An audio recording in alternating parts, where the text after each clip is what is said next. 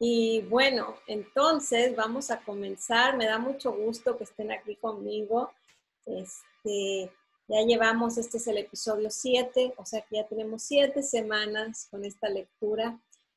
Y bueno, han pasado miles de cosas, pero estoy muy agradecida de haber estado y que me acompañen aquí, ¿verdad? Semana con semana, aquellos que me acompañan. Entonces, mirada clara para la manifestación de tu esencia. Nos quedamos en la página 77. Acabamos de acabar el capítulo Nuestra primera relación, los padres. Ese fue donde acabamos. Y ahora venimos al capítulo que se llama La individualización, lo cual me encanta. Este tema me apasiona, la individualización. Es profundo, entonces pues vamos a entrar en acción. Y ahora sí, si tienen preguntas, por favor, me dejan saber. Y por favor, aparézcanse porque no sé si me escuchan. Saben que conseguí un micrófono nuevo, pero voy a tener que jugar aquí un poquito a ver cómo se conecta. Que sí se conecta, pero luego las bocinas no funcionan y entonces no estaba segura si me iban a escuchar. Entonces, bueno, seguimos trabajando en aprender sobre la tecnología. Nos toca todo, chicos, porque estamos en esa época. Bueno, entonces, página 81. No, bueno, nos quedamos en la 77, luego viene una página en blanco y luego viene este escrito, este cortito. Y entonces dice: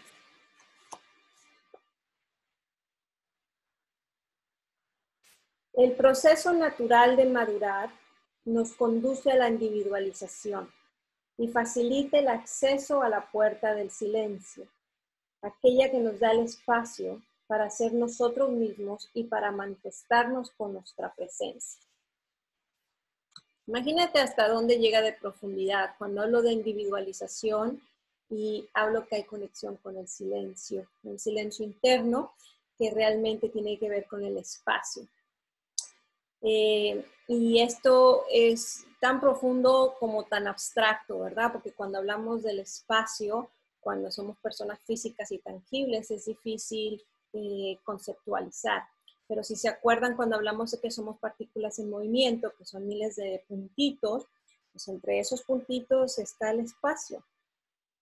Entonces sí somos espacio, pero llenos de estos puntitos que es información, que es conciencia. Por eso decimos el despertar de la conciencia, el despertar de darnos cuenta que somos mayormente espacio con estos puntitos que se congregan y se manifiestan como somos nosotros tangiblemente.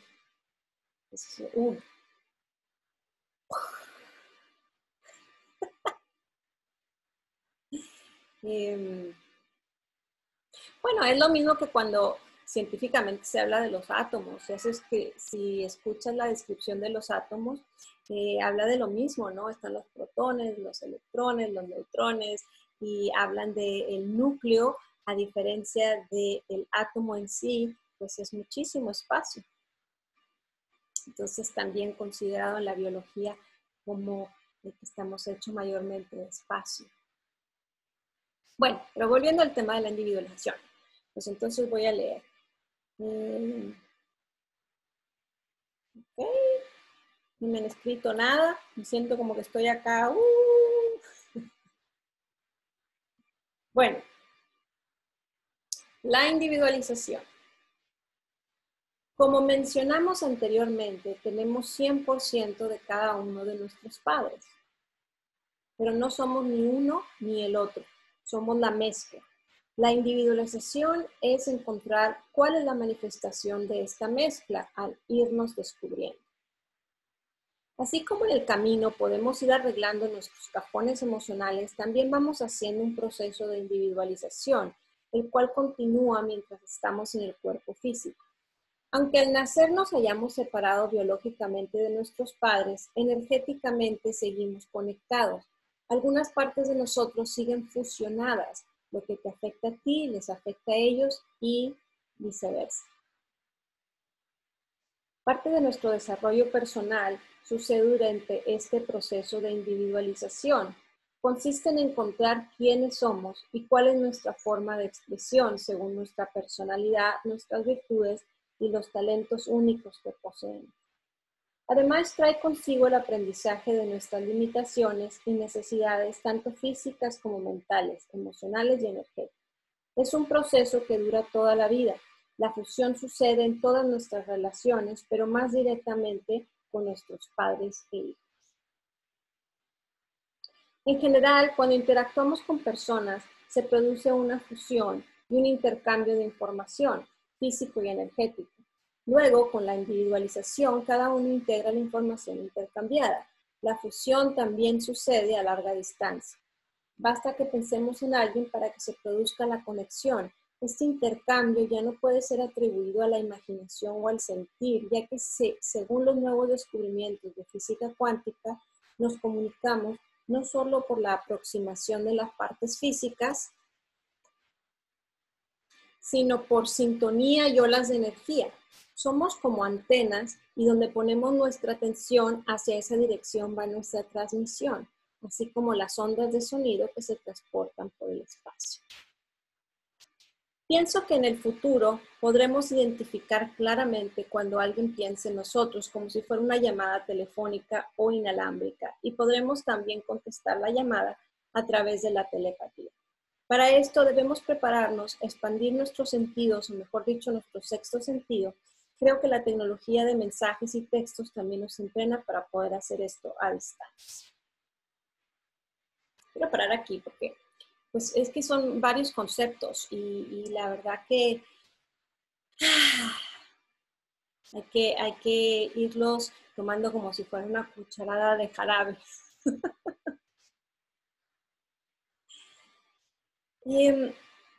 Esto de cómo nos mezclamos y nos individualizamos. ¿Saben cuando se habla de cuando una mujer se embaraza, ¿no? Del espermatozoide que penetra el óvulo y luego ahí empieza se hace esta fusión y luego empieza esta individualización. Y según las imágenes que muestran, pues este óvulo se convierte en 2 y esos 2 partes se convierten en 4 y esas 4 se convierten en 8. Se van como dividiendo y duplicando hasta que se hace la flor de la vida, o sea que tiene varios círculos. Pues todo eso de cierta forma es una individualización, hasta que llega a ser el cuerpo físico. Cuando nacemos, volvemos a tener una individualización, eso es una separación de la madre hasta cierto punto. Luego seguimos conectados energéticamente, ya no físicamente, pero energéticamente. Y lo que hablo aquí es que conforme continuamos en la vida, cuando nos encontramos con una amistad o con otra persona, llega a haber esta fusión energética y luego cuando cada uno se va por su lado, llega a haber una individualización. Es casi como si se traspasara una información o se realizara una manifestación en la mezcla. Como seres humanos, cuando existen estos encuentros y recibimos esa información, al caminar, hay una integración de esta nueva información, la cual nos mueve, la cual nos hace cambios en nuestra persona. Por eso es tan interesante cuando dicen quién está a tu entorno, el que duerme con niños termina mojado, cuida bien tus relaciones, quiénes son tus amistades, porque realmente uno se empapa, uno se informa de la gente que está alrededor o de nuestro alrededor. Es esta parte energética que no se ve, pero se siente y está sucediendo. Recordamos, no sé, tengo unos videos donde hablo del sistema de chakras, que son estos círculos de luz, pero que son como unos conos, y realmente esos conos son como nariz energética, realmente inhalan y exhalan información o energía.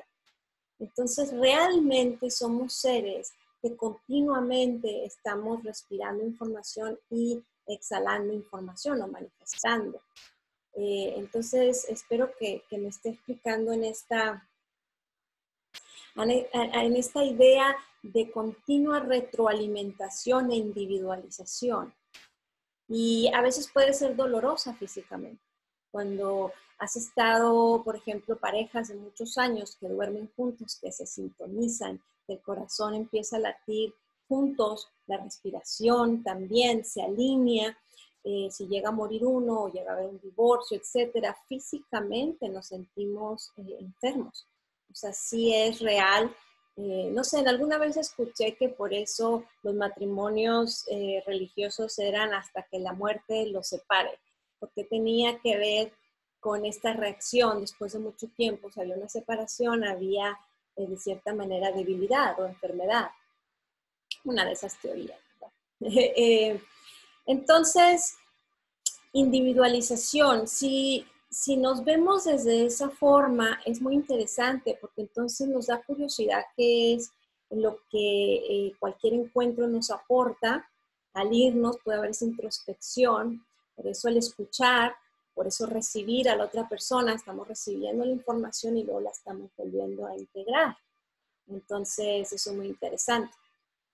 Ahora continúo. ¿Cómo es la individualización de los padres? Que esta es muy interesante porque es parte de nuestra madurez.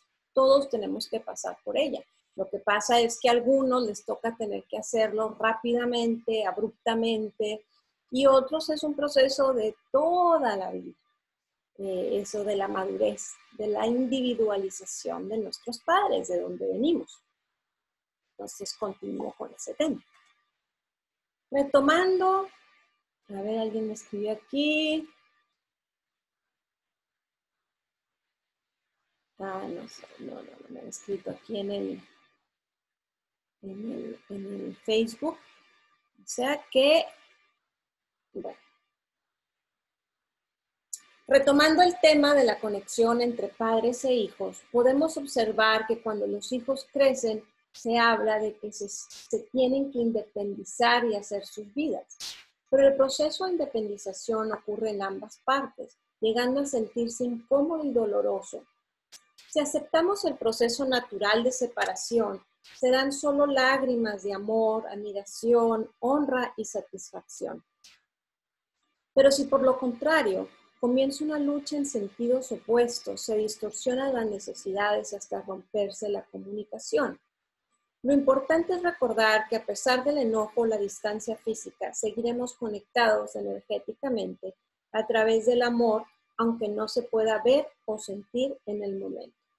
¿A qué me refiero? Cuando los adolescentes o cuando hay esta separación de hijos a padres, puede ser natural cuando el padre dice, qué bueno que ya te vas a la universidad, te apoyo, o qué bueno que te casaste, o qué bueno que estás yéndote a buscar suerte y a conseguir tu lugar, ¿no? O tu trabajo. Pero hay veces que no es así tan positivo, tan sencillo. Hay veces que hay esta confusión. El padre o la madre dicen, no estás listo, no deberías de ir todavía, ¿qué vas a ir a hacer ahora sí? Deberías de quedarte más tiempo en la casa. Entonces empieza esta separación o individualización no tan sana, o un poquito más rocosa. También cuando los padres dicen, ya tienes mayoría de edad, ya vete a tomar tu suerte, a tu destino.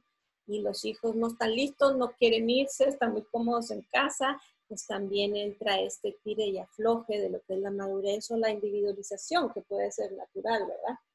Pues continuamos. Se ha comprobado a través de experimentos que cuando separan una parte de algo que estuvo unido, sigue siendo afectado a la distancia por lo que le sucede a la otra parte. Asimismo, tú naciste del vientre de tu madre y estás formado por el espermatozoide de tu padre. Por lo tanto, lo que le sucede a ellos o lo que te sucede a ti sigue afectando a todas las partes. También es cierto que puede haber una individualización sana, sin distancia, compartiendo bajo el mismo techo. Lo que quiero decir es que la individualización no tiene que ver necesariamente con la distancia de las partes.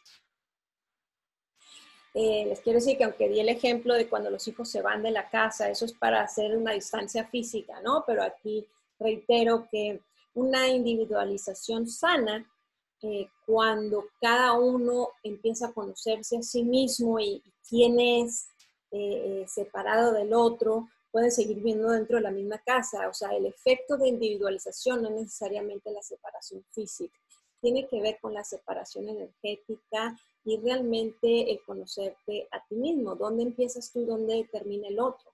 ¿No? Por ejemplo, ¿hasta dónde me parezco a mis padres y hasta dónde soy diferente? Ahí empieza a encontrar una individualidad, ¿no? ¿Quién eres tú? En este caso, ¿quién es Claudia? ¿Quién soy Claudia? Y luego ya de ahí te vas más profundo a cuál es la esencia de Claudia, que es distinta a la personalidad. Pero bueno, vamos a seguir con la individualización. Desde mi perspectiva, la responsabilidad de individualización sana siempre recae primero sobre los padres.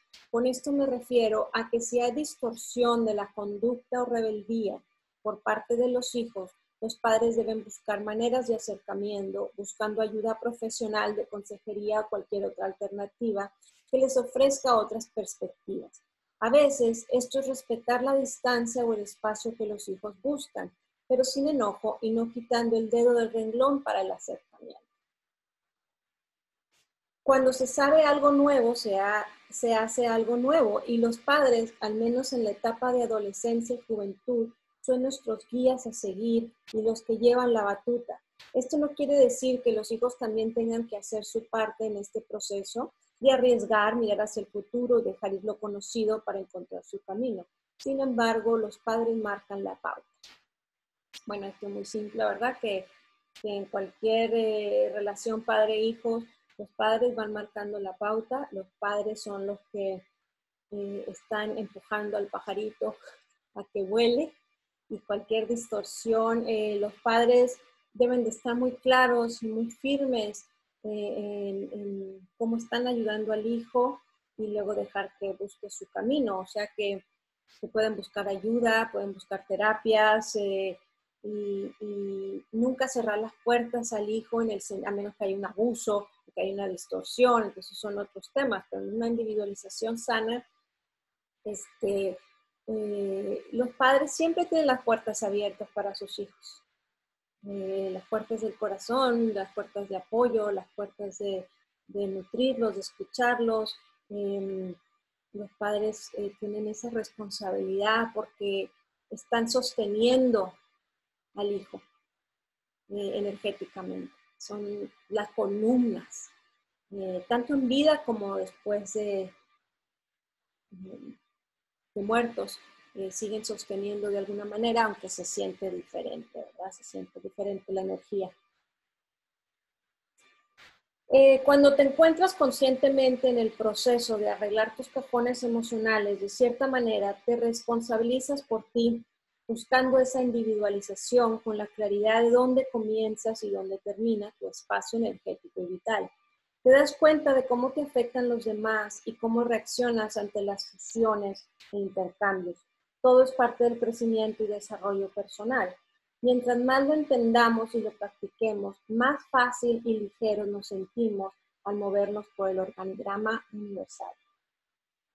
Pongo en negritas.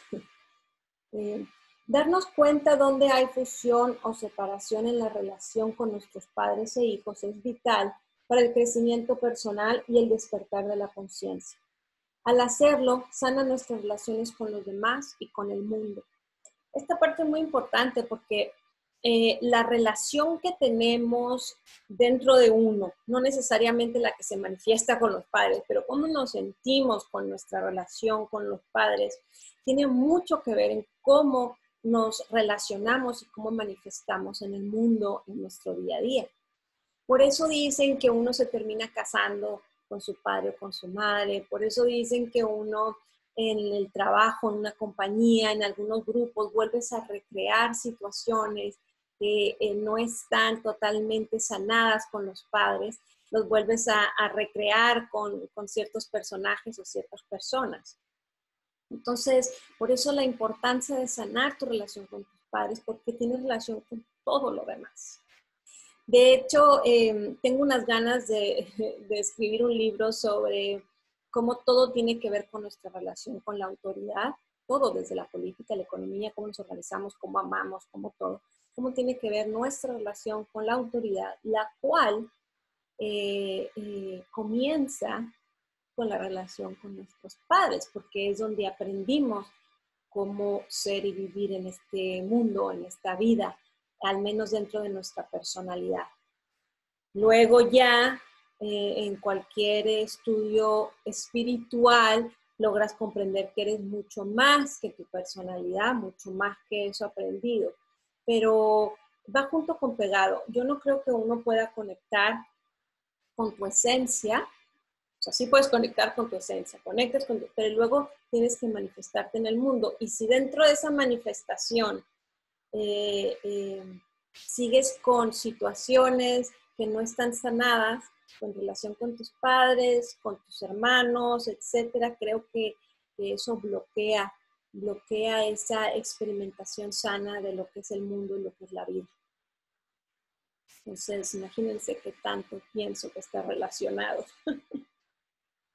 Incluso de cómo queremos crear nuestro mundo alrededor. Por eso me interesaría hablar sobre cómo te relacionas con la autoridad. Tiene que ver cómo organizas tu familia, cómo organizas tu hogar, cómo organizas tu economía, cómo te organizas en la sociedad, qué te parece injusto por las cosas que quieres pelear o arreglar o ayudar y apoyar, todo relacionado con esa visión que aprendemos de nuestros padres.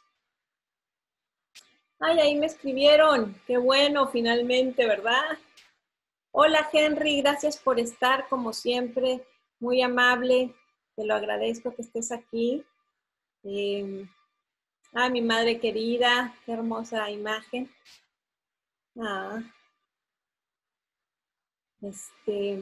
Bueno, entonces continuamos.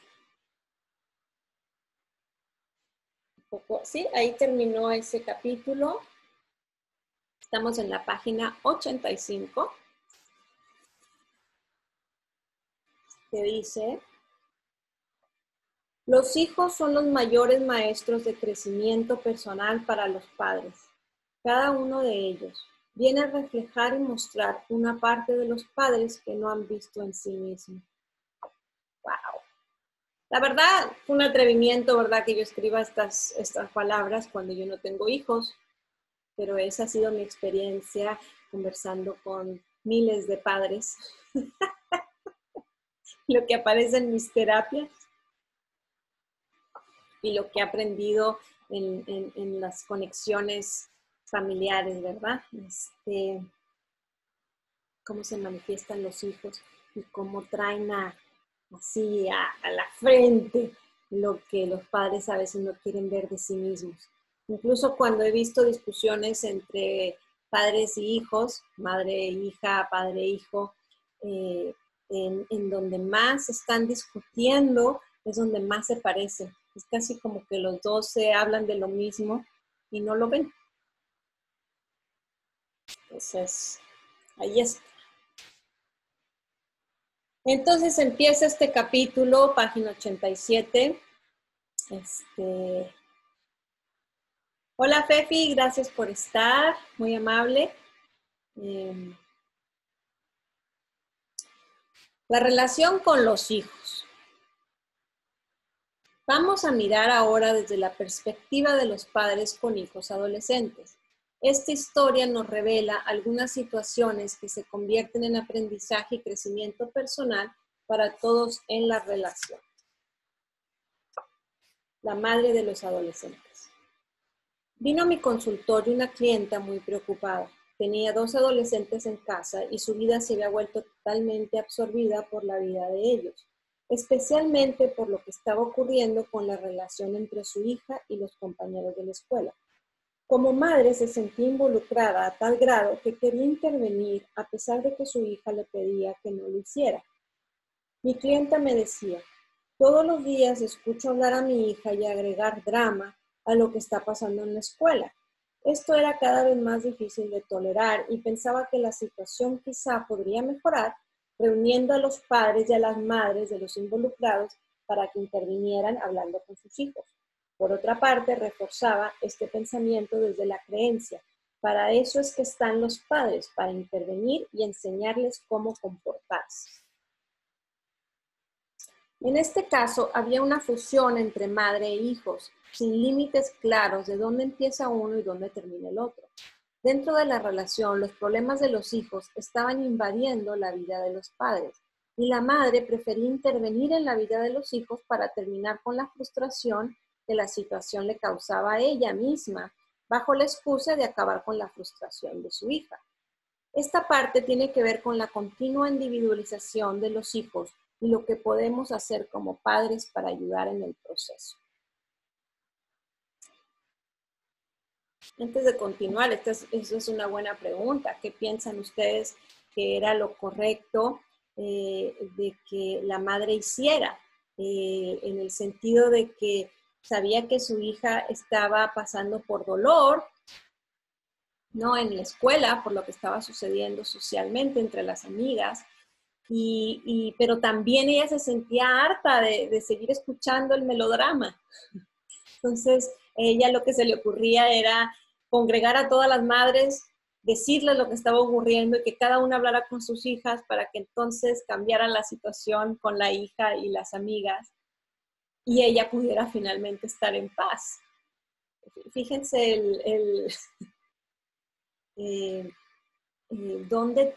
donde la madre no terminaba de entender lo que era ella y lo que era la hija, donde el dolor empieza a verse mezclado y donde la madre quiere intervenir, ¿no? Tomar las riendas.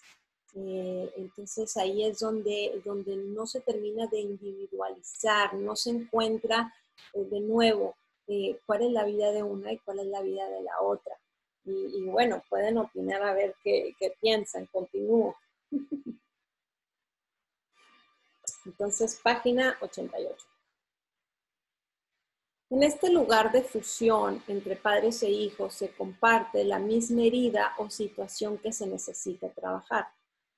La madre estaba consciente del dolor de su hija y lo sentía ella también, visceralmente como si lo estuvieran haciéndoselo a ella.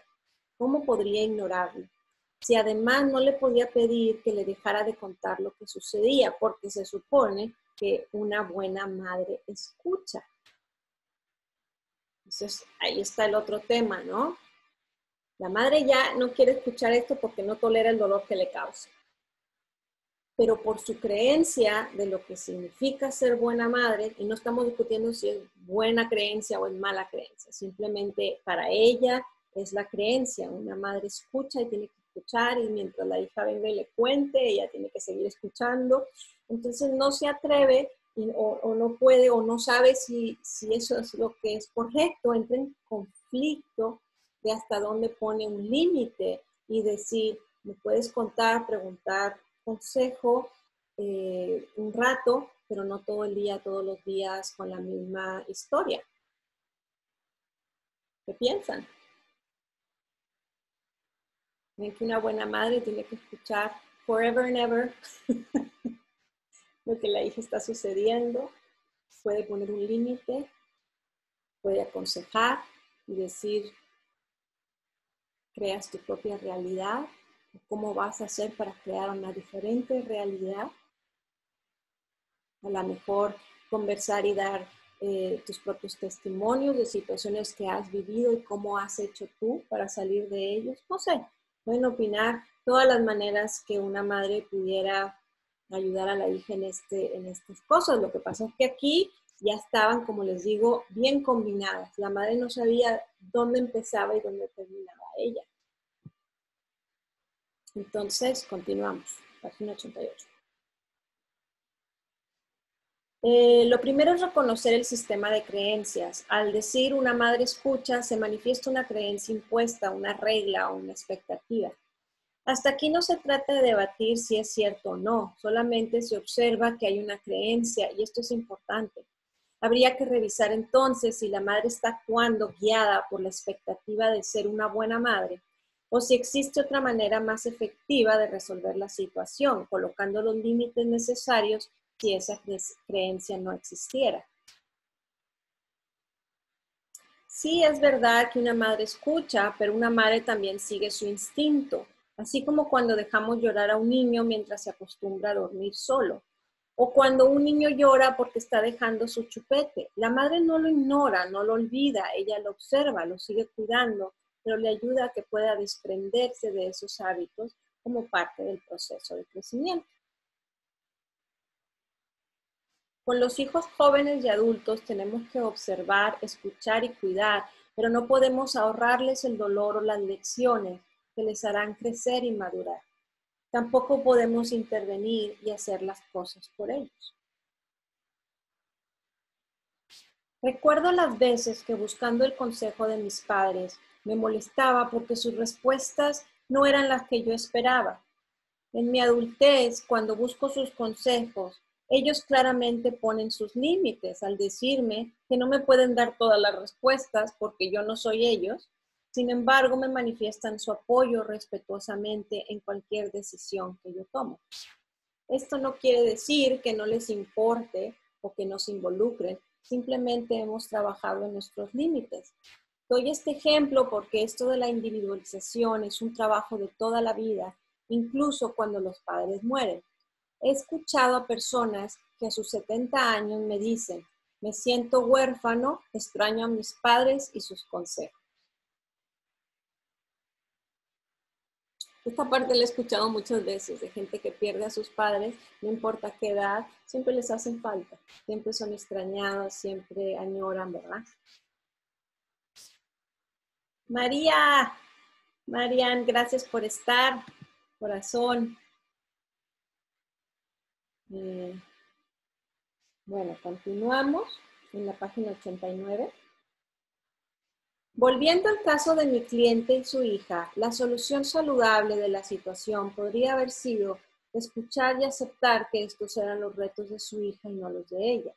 Lo más difícil era aprender a tolerar el dolor que le pudiera causar, porque en este caso la hija tenía que hacerse cargo y aprender la lección, si no la volvería a recrear en otro momento de su vida. Aunque la razón de la terapia empezó por el tema de la hija y su comportamiento, continuó para encontrar la situación que estaba sacando de balance a mi clienta. Sin entrar en otros detalles de la historia que no vienen al caso en este momento, trabajamos para suavizar a la guerrera que sale a defender, aquella que no soporta ser víctima, para que siendo menos dura y más compasiva pudiera abrir su corazón y esta misma realización cambiara su energía interna del juicio sobre la circunstancia de la hija. En este cambio interno que se dio en la madre, también se dio un cambio en la relación con su hija y las circunstancias que la hija creaba en su vida. Se dio un cambio sin tener que aconsejar, simplemente trabajándose en ella misma. Las cosas son así, estamos conectados de una manera profunda y por eso cuando vemos algo que no nos gusta en el otro, tenemos que verlos en nosotros mismos. Este párrafo es mega importante porque he visto cantidad de veces cuando no nos gusta algo en el otro, algo que sigue actuando o manifestándose de esa forma, y cuando nos trabajamos a nosotros mismos y hacemos el cambio dentro de nosotros, aunque creamos que el injusto y el mal portado y el que está mal es el otro, no importa, se llega a trabajar dentro de uno y al cambiar, sanar, reconciliar o despertar la conciencia, que es conocer qué está sucediendo, al cambiar dentro, es impresionante, es casi magia cómo cambia el comportamiento del otro. Entonces, ¿qué me hace eso pensar? Que realmente los de alrededor hay un reflejo de nosotros mismos. Es algo que aparece, que está dentro de nosotros. por eso cuando alguien me dice, ay, deberías de ayudar a mi hermana o deberías de ayudar a mi marido, siempre les digo, ven tú primero. Porque siempre es el que dice, algo tiene que cambiar aquí. Es por ahí donde debe de comenzar una buena terapia, un buen cambio. Es el que está gritando el síntoma, aunque crea que es todo en el otro. Sí, es verdad, es más fácil que el otro cambie y nos deje y quedemos en paz. Sí, quien no prefiere que el trabajo lo haga el otro, ¿verdad? Sobre todo si es algo que nos molesta a nosotros.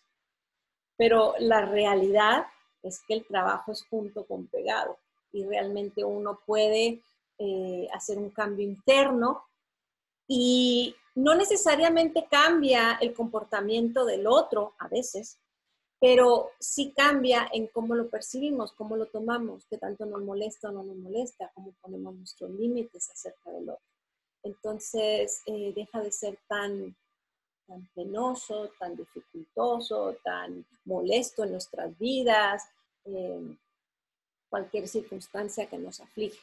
Entonces, por eso, si en algún momento dices, esta persona debería de cambiar, debería hacerlo diferente, de verdad, tráete el foco hacia ti mismo. ¿Ok? A ver, aquí veo, bueno, continuamos. ¿Dónde me quedé? Ah, no, pues ya terminé con la página 89, fabuloso. Y hay otra página en blanco y vienen las negritas. Vamos a verla ahora. Bueno, sí podemos leer un poquito si es que no tienen preguntas y así terminamos toda esta sección de individualización entre padres e hijos, porque como hablamos primero de los padres, luego de los hijos adolescentes y ahora viene otra parte. Entonces, bueno, la incluiremos en esta reunión. Y para aquellos que se conectaron después, al principio hablé del background, cómo se les hace. Al menos sale mi libro del otro lado. Y sale mi mono. Bueno, se los quería compartir. Ok, empezamos con estas negritas. Estas negritas me encantan, a mí me dicen mucho. Entonces,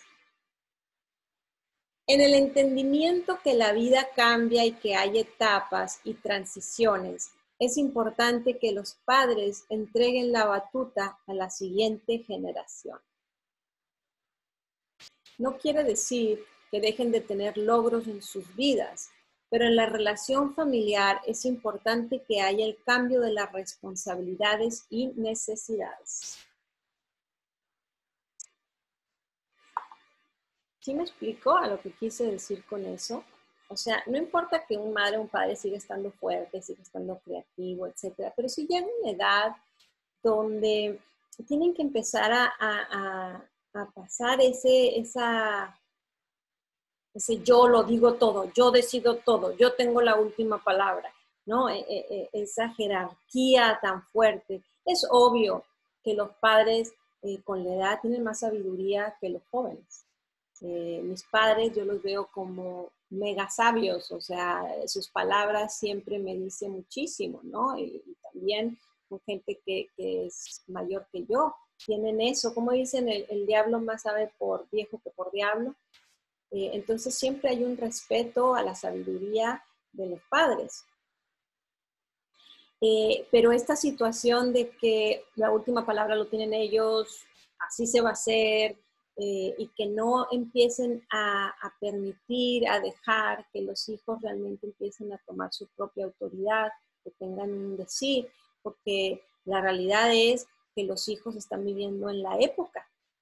No es que los padres sean anticuados, pero la juventud empieza a tener más conexión con lo que está pasando en el día a día y siempre necesita la sabiduría y apoyo de los padres. Pero entonces ya empieza a hacer algo de contribución y combinación y relación. Y también el que los padres no rompan esa voz autoritaria como digo, siguen manteniendo a los hijos como niños, al menos en su presencia. Y eso no es saludable. No es saludable por varias razones, no nada más en presencia de los padres que se vuelvan niños, sino, como mencioné antes, van a recrear esas relaciones con otras personas, donde van a comportarse como niños y alguien más les va a decir lo que tienen que hacer y cómo tienen que hacerlo, porque es un patrón que existe. Entonces vas y lo recreas en otros lados. Y aunque los padres realmente, porque esto he escuchado cuando dicen, yo conozco perfectamente a mis hijos y sé lo que les hace bien y sé lo que los hace mal. Ok, pero cuando recreen esa situación con un jefe o con otra persona, esa otra persona a lo mejor no va a tener el mejor deseo para sus hijos y por lo tanto se recrea esa obediencia. ¿Sí me explico?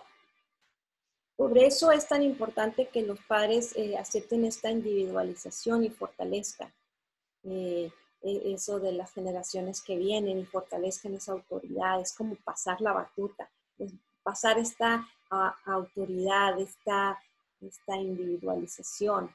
Yo soy yo, tú eres tú, ¿dónde estás tú? ¿Cómo es donde estás tú? Pues tu palabra importa. Eso es muy importante. No lo veo que suceda muy a menudo, o sea, que es interesante, sobre todo en los latinos, los padres no quieren pasar la batuta por nada. Y en los anglosajones terminan separándose. Uno vive no sé en dónde, el otro acá, se hablan muy poco, casi no hay comunicación, o se la pasan peleando. Entonces hay que ponerle ojo a esta parte tan importante, ¿verdad? En realidad podemos trabajar todos juntos, todas las generaciones juntos. Cada uno tiene su aporte.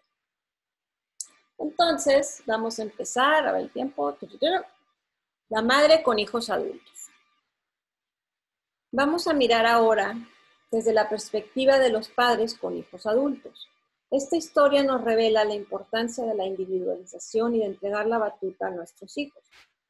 Una clienta con más de 70 años y con hijos mayores de 40 vino al consultorio. En esta ocasión me platicaba que uno de sus hijos se había distanciado de ella. Me decía además que a su hijo le iba muy bien, que tenía una bella familia y había logrado muchas cosas en su vida profesional. Sin embargo, que había intentado 1000 maneras de acercarse sin éxito porque él le reprochaba muchas cosas y reaccionaba con resentimiento. Cuando empezamos a indagar, la madre, que era una mujer inteligente y con una exitosa trayectoria profesional, me dijo que ella sabía mejor que nadie lo que su hijo necesitaba. Después de todo, era su madre y lo conocía muy bien. Desde este pensamiento y con la mejor intención de seguir enseñando a su hijo, siguió diciéndole las cosas que podía mejorar o cambiar, ya que al conocerlo tan bien, incluso mejor que él mismo, era lo que correspondía hacer. La experiencia de los años y el amor materno lo justificaba y además esto era parte de su responsabilidad como madre. Aquí sí les hago la pregunta, ¿qué piensan sobre eso? Pero sí se fijan que hay un poco de inflexibilidad y esa inflexibilidad pues no da lugar o no da espacio para la opinión del hijo. Por lo tanto, seguramente el hijo también tiene una posición muy inflexible. Y entonces ahí no se escucha uno y no se escucha el otro. Y cada uno se queda en su verdad. Entonces ahí es donde les digo que encuentro que es familiar. Normalmente cuando hay discusión están en lo mismo, se parecen tanto desde diferente lugar. Pero el punto clave normalmente es muy parecido. Pues continúo. Y pueden opinar, ¿verdad? ¿Qué piensan sobre eso? En este caso es donde puede haber un poco de distorsión de los tiempos y posiciones energéticas. La terapia de exploración me llevó a revisar si era realmente por el hijo que la madre hacía esto o si había una necesidad más profunda de seguir desde su posición de autoridad. Luchar contra el tiempo y la naturaleza al entregar la antorcha o la batuta a la siguiente generación a veces no es algo fácil. De manera inconsciente, la madre libraba una lucha por mantener la autoridad al seguir viendo a su hijo como un niño, y esta distorsión generaba el resentimiento del hijo, que esperaba ser tratado como el hombre hecho y derecho que era. Aunque el origen de los reproches fueran por otras cosas, el sanar esta situación más profunda haría que lo demás se acomodara en su lugar. Cuando la madre siente esta necesidad de ser vista como una mujer fuerte y autoritaria, resistiéndose al proceso natural de la vida, por temor a ser una carga para sus hijos, entonces empieza el trabajo terapéutico para arreglar los cajones emocionales y acomodar la vulnerabilidad dentro del espacio que corresponde. Por consiguiente, el proceso de envejecer y entregar la batuta a la siguiente generación fluirá de manera saludable y sin sufrimiento. Si se fijan, o sea, muchas veces tenemos que caer en cuenta que nos estamos haciendo viejos y que va a llegar un momento en que a lo mejor no podamos cuidar de nosotros mismos. Y normalmente son los hijos los que cuidan si tienen suerte,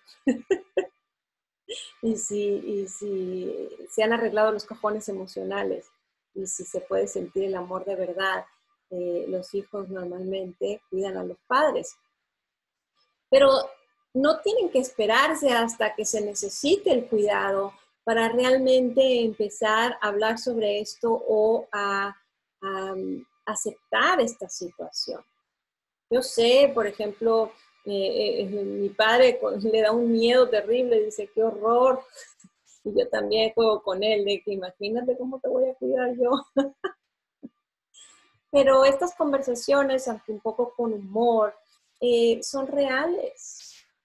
Son reales. Ahora estamos cuidando de mi suegro que tiene 86 años y eso es así.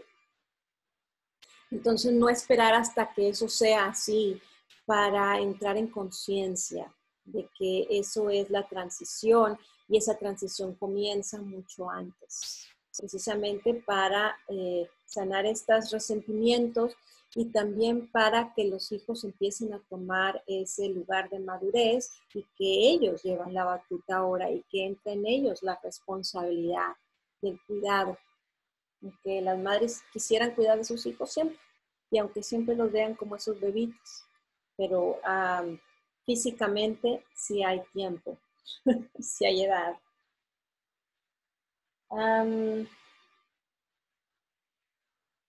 Continúo, página 94, y ya casi acabamos con este capítulo. Hay otros factores que se indagaron durante la terapia, como por ejemplo la relación de esa madre con su propia madre o padre, ya que la necesidad de proteger a su hijo adulto como si fuese un niño podría venir de algún sentimiento de culpabilidad guardado en el corazón, quizá por la frustración de no haber podido cuidar a sus padres cuando la necesitaron. Quería evitar que su hijo sintiera lo mismo que ella sintió ante esa circunstancia. Esta distorsión impedía mostrarle a su hijo cuánto lo necesitaba. Por el momento, la madre no tenía necesidades físicas que su hijo pudiera atender, pero sí emocionales, como es normal dentro de la relación. Esto tiene que ver en, ahora sí, sanación personal de la madre con sus padres. Y tiene que ver que a lo mejor ella, por esta creencia o por esta circunstancia de que yo soy la madre y yo cuido de mi hijo, no lograba ver que a lo mejor sí lo necesitaba también. Entonces está esta doble comunicación, esta comunicación intangible, que es donde el hijo hace un rechazo. No me vengas a seguir diciendo que me vienes a cuidar cuando yo sé que también me necesitas. Ahí es donde empieza a haber una distorsión o llega a haber una miscommunication, una mala comunicación, ¿no? Donde hay frustración y ninguno sabe por qué y nomás se enojan y se frustran y no termina de haber un fluir. Continuamos.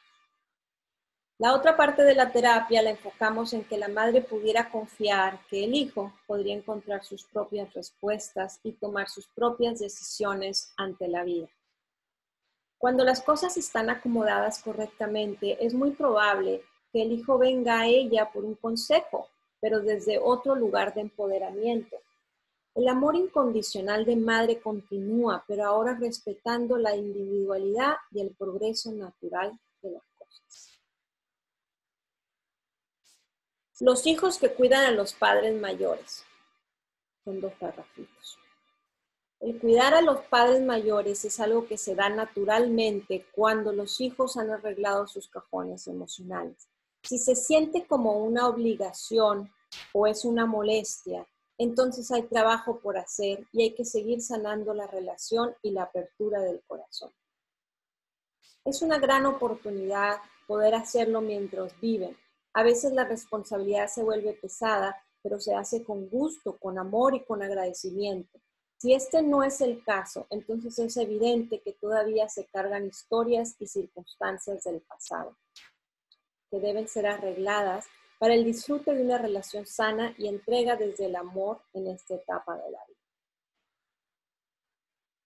Qué bello, ¿no? El poder cuidar de nuestros padres es una bendición, es un regalo. ¿Cuántos padres mueren a muy temprana edad? Y entonces el tenerlos con vida y el poderte dar ese regalo de cuidar de ellos con amor es esas bendiciones. Sí, el trabajo físico se puede hacer pesado, hay que limpiarlos, bañarlos, darles de comer, depende de las circunstancias, ¿no? Hacerles compañía. Eh, eh, entonces, pero cuando las cosas se hacen desde un lugar abierto de la oportunidad de poder hacerlo, se viven de diferente forma. Eso es así. Entonces hemos terminado en la página 96. Terminamos, esta es la primera puerta, ¿no? La primera puerta que tiene que ver con abrir el corazón, con conectar con el corazón, y es el que hablo que está en el punto del corazón, y es el que hablo que nos da la dirección de nuestro propósito de vida. Por eso hablé de cómo arreglar nuestros cajones emocionales, nuestros padres y la individualización. Todo eso tiene que estar trabajado, limpio, fluyendo, porque es lo que nos da nuestra dirección en nuestra vida. Entonces, si hay esos bloqueos, esas distorsiones, esos pleitos, ahí hay algo que no termina de funcionar, hay que atenderlo para entonces, ese es nuestro propósito de vida, para entonces sí brincar a lo que es la misión de vida. La misión de vida ya llegamos al servicio y a la manifestación, ¿no? Pero lo primero es el propósito, que es así más cercano, más personal, más de nuestras relaciones cercanas. Entonces tiene que ver con esta primera puerta. La segunda puerta, que hablaremos la siguiente vez, tiene que ver con la vitalidad, con el combustible, con el impulso que nos da para poder estar dentro del balance de esta primera puerta, que es el corazón, que es nuestra dirección. ¿Va teniendo sentido un poco? Entonces, bueno, terminamos nuestra hora exacta. O sea que andamos muy sintonizados con los tiempos, lo cual me da mucha alegría. Entonces, muchas gracias por estar. Hoy sí. Fefi, a ver, pusiste, prestemos mucha atención y escribes. Este tema del libro merece la oportunidad de un encuentro virtual con las participaciones de padres que quieran participar en este tema. La relación emocional entre padres e hijos es vital para sanar la humanidad. Gracias, Claudia, por llevar a cabo esta labor. Qué bella, Fefi, gracias. Gracias por estar. Marian de Diego, muchas gracias por compartir tu sabiduría. Gracias, Marian. Bueno, ustedes dos son madres. Me parece buena idea que compartan sus experiencias y también ya tienen a sus hijos, pues ya adultos, unos más jóvenes y otros más viejos, pero ya las dos Entonces, pues sí, es buena idea hacer un círculo virtual, Fefi, donde invitemos a padres de familia sobre este tema y ver y ver cómo es la individualización, qué temas hay confusión, dónde el padre o la madre no termina de poner los límites sanos o claros. Y entonces, sí sería muy interesante y utilizarlos como ejemplos y como conversación, eh, porque conozco muchísimos casos donde sí hay titubeo o hay confusión de cómo estar en paz, ¿no? Con qué tanto se ayuda al hijo, qué tanto no se ayuda, y la añoranza, los quiero más cerca, pero ellos tienen que tomar la decisión. Entonces sí, me parece muy, muy buena idea. Vamos manejando a ver cómo podemos hacer una invitación y a ver a quién le interesa hablar de los hijos o de los padres. Yo creo que a todo el mundo, sí, todas las terapias, todas, bueno, casi todas, terminan en esto de relación con los padres, o qué aprendieron de los padres, o dónde escucharon la crítica o la interpretación, o de dónde vienen las creencias, o es que no les digo que quiero escribir un libro de economía y nuestra organización social basada en nuestras creencias sobre la autoridad que son nuestros padres. O sea que sí, bienvenida a la idea. Ya les contaré entonces cómo la organizamos. Gracias. Bueno, chicos, fue un placer. Espero que les haya gustado mi nuevo background con mi chiquito y con mi libro y mi sound healing. Ay, mi cuerno. Con el que hice el llamado en abril. Y fue mi comienzo de estar presente por aquí, por video. Bueno, los quiero mucho. Nos vemos pronto. Les mando un beso. Bye.